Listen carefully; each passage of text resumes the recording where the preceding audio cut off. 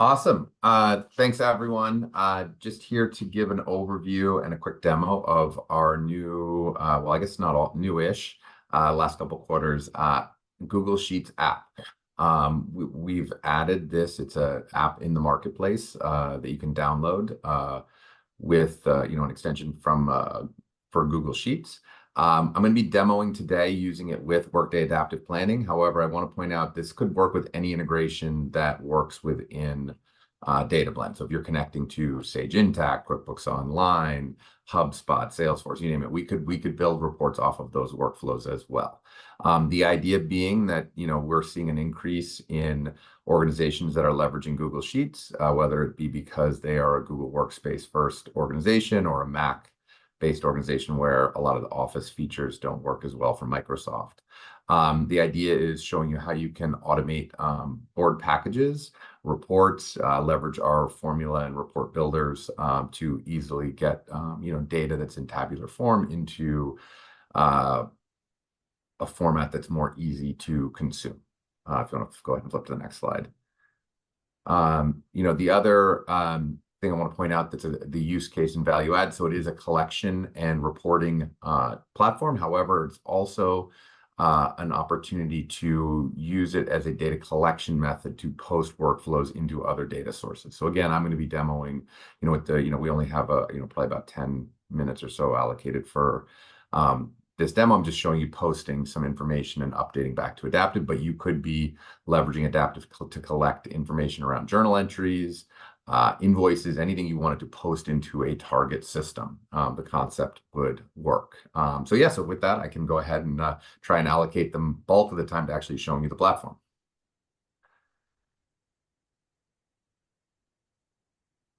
Okay, you can now share your screen. Okay, great. All right. Hopefully you can all see my screen, and it should be a Google Sheet, hopefully. Yes. Yep. Okay. Awesome. All right. So first things first, just as I mentioned, through the extensions menu, you can go through to get add-ons. And this is an opportunity to search for DataBlend, and you can find DataBlend and download and install. There is an additional charge for using the DataBlend app. So if you're an existing customer, reach out to either Olivia or Mary Meg, and we can get you going.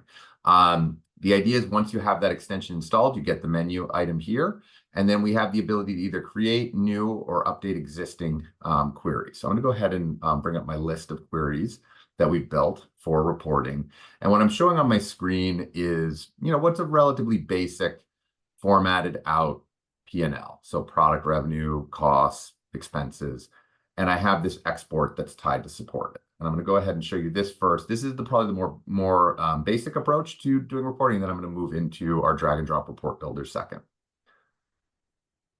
So with this approach, it does, when it launched this, it does an API call out to Adaptive. It pulls back all the available options. So if I show all my options, it's got all of my versions in my model. It's got all my time, my accounts are available for adding. And then this one is set up to load for, the associated accounts and elements to support this. So I'm going to go ahead and execute this. It takes about 30, 40 seconds to make the calls. Depends a little bit on data set volume, and you kind of see this throughout the tool. And what's great about that is we're always getting the most current information, right? Nothing's cached, nothing is, refreshed from last night's data or anything of that nature. It's going out and getting what is current in the model today.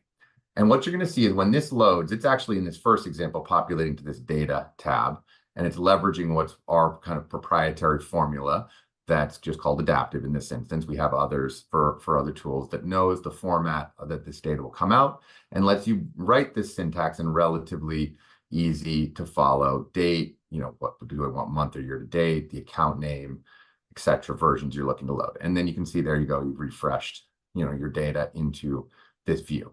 As I said, this first example just populated a relatively raw set of data that we use this formulaic approach to bring into this sheet. You could use any kind of normal logic you want, and it's a great basic way to go this route. To kind of move along in what we offer, and again, I'm trying to give a really quick overview, so if you've got more interest, I'm happy to go into more depth on any of these areas. I'm going to come over here. I've got now, on this sheet, I've formatted out a layout with some formulas to just show that formula logic retains, data formatting retains. And I've built a variance analysis. And I'm going to go ahead and launch our report builder. And what this is going to do is, again, doing that same API calls, gets your most current available information for all of the elements that you would have selected to make available, and brings them over into a report building canvas. You can see here I've selected a couple of dates. I had all of these date options from this data set that I selected available. So I could, instead of March, have grabbed February and so on. Your accounts are available that you pulled in, versions, and everything is drag and drop. So if you were looking to add an element into this, you simply drag it over and it adds. I'll show you some more on those controls in a later slide. We also, in this instance, you can see we have the concept of a version, which you can expand here and drag and drop here. And you also have a tool set for, stylistic elements, blank columns, rows, subtotals, and calculated columns, which you can see here. I have a couple of variances added in. I've actually come in and set the formula logic for this report. So I'm going to go ahead and execute this. And what we're going to get back is a month and quarter for Q1 variance report, actuals versus budget. And so one of the key things we're doing here while this is running, and you can kind of see it, it's going to retain anything you do in the sheet, right? So this formatting, the formulas, if I've made further downstream references within a workbook to an extract, if you've embedded this into a slides presentation, that update will also occur.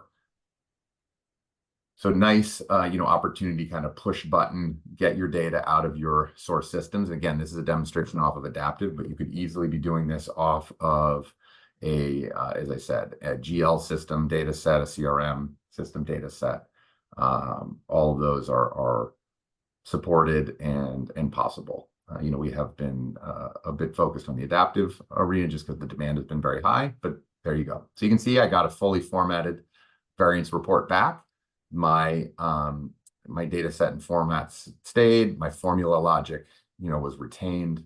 And we're able to kind of, could take this and go on to whatever you're going to do with your reporting. I'm going to go ahead and jump over to this next tab just to show another kind of example around reporting. Here's just, what I wanted to show here is that it's not just, an account level reporting capability, as you saw here. On this next level, we are slicing by multiple layers and elements, and different layers and elements at different points in the report. So you can see this first section, I've got units broken out by product. Down here, I have operating expenses broken out by the supervisory org. And then the middle, we're not doing those. It's just another data set. So I'll kind of show you what that looks like in the report builder. It's a very flexible, hopefully comfortable UI experience from a report building perspective, kind of like a pivot table. You can kind of drag and drop. So you can see in the sales units by product, if I click into this icon, I can see it's going units split out by product, which is a element here, right? So an account was the units were here. And if I were to go down to the products, you can see I got my whole product list. So that's how this first group, each group, which is a tool, behaves independently. If I then go down to the expenses section, you'll see the same idea. It's operating expenses broken out by their supervisory org and totally. So again, anybody who's got multiple dimensional data sets can very easily use this as an opportunity to slice and dice that data. In this instance, I'm just putting it against budget, but I could have gone down and split this out by, version as well, or any other elements. You also have filtering abilities. So if you wanted to say, I want this report, but I only want to run it for marketing, you can drag it in there. And when it executes, it would just be marketing. In the interest of time, I'm going to X out of here. I guess I do want to make sure I have time to show you the idea of processing data as an import as well. I'm going to click over here. So here I've got a fairly basic worksheet. It's updating roles and headcount into this worksheet. So if you're familiar with Adaptive, this is a modeled sheet with, rows of data. I'm going to go ahead and I'm just going to copy this row here as an example for a starting point. But let's say we'll give this a new ID, so we'll be able to track it. And let's make the hours per week something unique. So we'll know 200 and the hourly rate, we'll make this one 250. And then we'll go in and let's change these other ones to, that from the senior technician down to 25 for each of these technicians. So I've just made these updates. So think about this. You could be in your collaboration process collecting information into this worksheet. You could have had a template that you maybe wanted to post a journal entry if you were doing this with like an Intact or QuickBooks. And I've got my workflow right here, import, update hourly. I simply click it, I hit execute. If I had attached parameters to this, it would now be available right here to choose those parameter values from DataBlend. I'm just going to go ahead and execute this.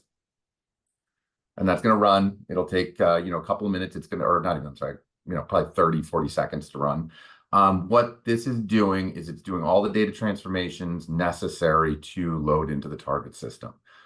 So while this is fairly tabular in its nature, we also could have built this via a form or any structured data. It doesn't have to be just a list. So if you have forms or other things that you use, those could be used as collection sources as well.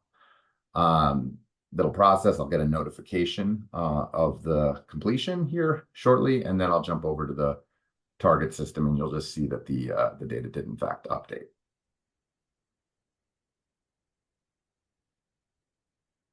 And I know this is a kind of a crash course on the app, but hopefully meant to pique some interest. And if you want to have any follow-on questions, sessions, or what have you, we're more than happy to do deeper dives on this new and exciting feature. So you can see it's updated 8 records. If I jump over, you can see we don't have that record that we added. When I refresh, you can see not only do I pick up the record I added, but it also the updates. So it's able to do both that sort of, create as well as upsert capability into, the target platform, which in this instance was adaptive.